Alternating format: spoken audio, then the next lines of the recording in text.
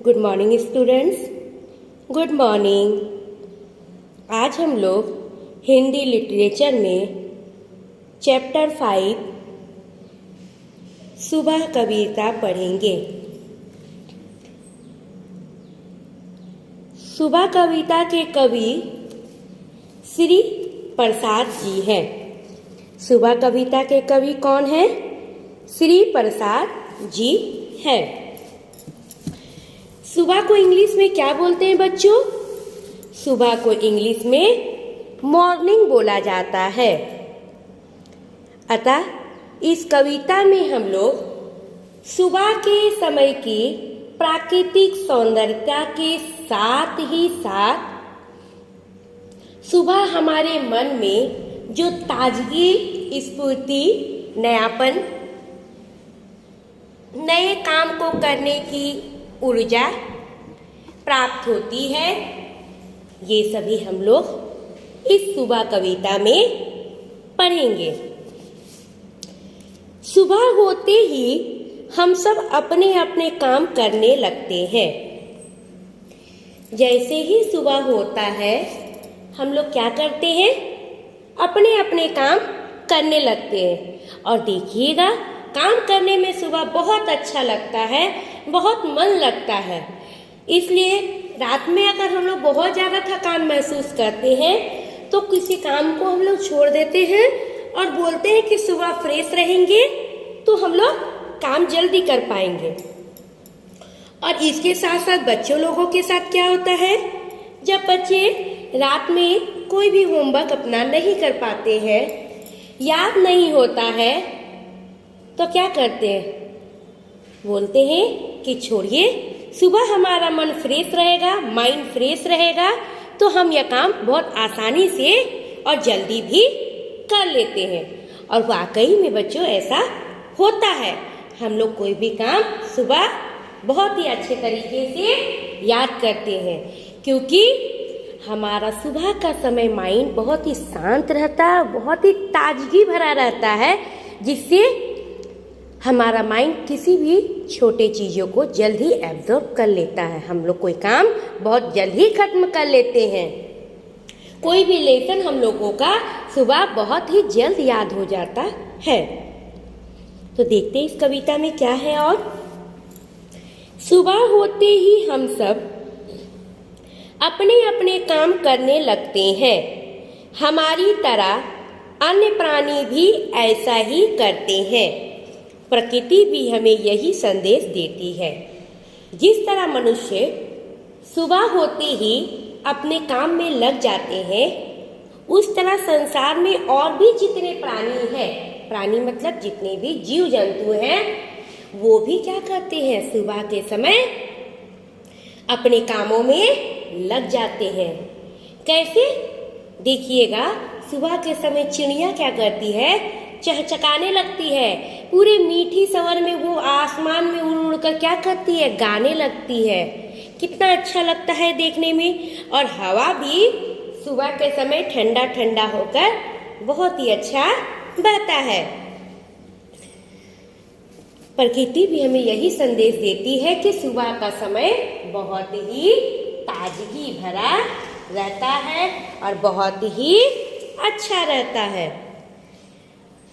अब देखिए कविता में, सूरज की किरणें आती है, सारी कलियां खिल जाती है। जैसे ही सूरज की किरणें निकलती है, जितने भी कलियां होती है, कली किसको बोलते हैं? जो फूल से कोढ़ी रहता है, जो छोटा सा फूल रहता है। तो जब फूल सूरज की किरणें पड़ती, वो पहले फूल नहीं रहता, जब फूल फूटता नहीं है, मतलब फूल पूर्ण रूप से खिलता नहीं है, उसके पहले रूप के, फूल के पहले रूप को क्या बोलते हैं? कली बोलते हैं। देखोगे इस तरह से कली रहता है। जैसे ही सूरज की किरणें निकलती है, फूल धीरे धीरे धीरे धीरे ऐसे खिलने लगता है। तो बोला जा रहा है, सूरज की किरणें आती है, सारी कलियां खिल जाती है। जैसे ही सूरज की किरणें आती है तो सारा कली क्या होता है? खिल जाता है। खिलकर क्या बनता है? फूल बन जाता है। सूरज की किरणें आते ही सारी कलियां खिल जाती है और खिल कर वह फूल बन जाती है। अंधकार सब खो जाता है, सब जग सुंदर हो जाता है। और जितना भी अंधकार है, अंधेरा है, क्या होता है? सब खो जाता है। मतलब सूरज की किरणें निकलते ही रात हट जाती है, अंधेरा चला जाता है और नए दिन की शुरुआत होती है। उजाला आता है और उजाला आने से, अंधकार के हटने से क्या होता है? ये पूरा संसार, सब जग मतलब समस्त, और जग मतलब होता है संसार। ये जितने भी संसार है सब क्या हो जाता है? बहुत ही सुंदर लगने लगता है, बहुत ही सुंदर हो जाता है। सूरज की किरणें आती है, सारी कलियां खिल जाती है। अंधकार सब खो जाता है, सब जग सुंदर हो जाता है। प्रस्तुत पंक्ति में कवि श्री प्रसाद जी क्या कह रहे हैं कि सूरज की किरणें आने से सारी कलियां क्या होती है? खिल जाती है और पूरा अंधकार क्या हो जाता है? खत्म हो जाता है। नए दिन की शुरुआत होती है और पूरा जग ही, पूरा संसार क्या होता है? सुंदर हो जाता है। देखने में बहुत ही अच्छा लगता है, मनमोहक लगता है, मन को मोहने वाला जैसा लगता है। सेकेंड लाइन पढ़ेंगे। चिड़िया गाती है मिलजुल कर, बहते हैं उनके मीठे स्वर। ठंडी ठंडी हवा सुहानी, चलती है जैसे मस्तानी। चिड़िया गाती है मिलजुल कर, क्या होता है? सुबह के समय चिड़िया क्या करती है? मिलजुल कर, एक साथ इकट्ठा होकर चहचहाते हुए पूरा गाती है। बहते हैं उनके मीठे स्वर, वह इस तरह से गाती है कि जैसे लगता है कि हवा में उनके मीठे मीठे स्वर, मीठी मीठी आवाज, मीठी मीठी बोली फैल गया है, गुंजयमान हो रहा है, सुनने में बहुत ही अच्छा लग रहा है। तो सुबह के समय चिड़िया क्या करती है? अपने मीठे मीठे स्वर में, मधुर मधुर आवाज में क्या करती है? गाती है। और पूरा वातावरण क्या होता है? बहुत ही खूबसूरत होने लगता है। उनके मीठे आवाज से पूरा वातावरण चहक उठता है। ठंडी ठंडी हवा सुहानी, सुबह के समय क्या होता है? ठंडा ठंडा हवा, सुहानी मतलब होता है अच्छी लगने वाली। सुबह की हवा क्या होती है? बहुत ही अच्छी लगती है और हवा ठंडी ठंडी बहुत ही अच्छे तरीके से क्या होती है? चलती है जैसे मस्तानी। मस्तानी का मीन्स होता है मस्ती में चलने लगती है। हवा क्या होता है? सुबह सुबह बहुत ही अच्छे से ठंडी ठंडी अपने ही मस्ती में वह सबको मोहने लायक बहती है, चलती है। सुबह का हवा देखते हैं ना, जब हम लोग सुबह उठते हैं तो कितना फ्रेश हवा निकलती, कितनी अच्छी शुद्ध हवा आती है, शुद्ध वायु बहती है, पूरा मस्ती में हवा अपना बहती है। बहुत उनको भी अच्छा लगता है पहने में। इसीलिए कवि यहाँ हवा को क्या कहा है? मस्तानी कहा कि वह अपने ही मस्ती में सुबह बहती है। चिड़िया गाती है मिलजुल कर, बहते हैं उनके मीठे स्वर। ठंडी ठंडी हवा सुहानी, चलती है जैसे मस्तानी। प्रस्तुत पंक्ति में कवि श्री प्रसाद जी क्या कह रहे हैं कि चिड़िया सुबह के समय मिलजुल कर गाती है और उनके गाने का जो स्वर है वह मीठे मीठा स्वर क्या होता है? बहते रहता है। किसमें? हवा में उनके चहचहाने की आवाज गूंजती रहती है, बहती रहती है। और साथ ही साथ कवि यह भी कह रहे हैं कि सुबह के समय हवा क्या करती है? ठंडी ठंडी होकर मन को मोहने लायक बहती रहती है और अपनी ही मस्ती में हवा सुबह चलती है। क्या है पहला? सूरज की किरणें आती है, सारी कलियां खिल जाती है, अंधकार सब खो जाता है, सब जग सुंदर हो जाता है। चिड़िया गाती है मिलजुल कर, बहते हैं उनके मीठे स्वर, ठंडी ठंडी हवा सुहानी, चलती है जैसी मस्तानी। 2 पैराग्राफ हम लोग समझे।